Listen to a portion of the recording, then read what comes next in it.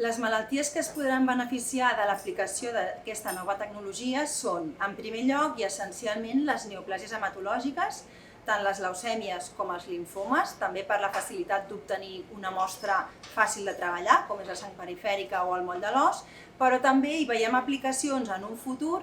en els tumors sòlids, en alguns tipus molt concrets, per exemple, els sarcomes, on hi ha diferents tipus de reordenament i pensem que allà serà útil, o en altres tipus de tumors, com els tumors cerebrals, i també en les malalties hereditàries constitucionals, perquè hi ha una sèrie de casos que acaben sense diagnosticar després d'haver fet diferents tipus de tècniques, entre elles els estudis de l'exoma o bé altres tipus d'estudis com els arrays genòmics. Pensem que en aquests casos, una vegada s'hagi esgotat totes les altres tecnologies, la tècnica de mapatge òptic del genoma potser ens podrà donar llum i ens permetrà acabar d'identificar les alteracions associades a aquest tipus de pacients.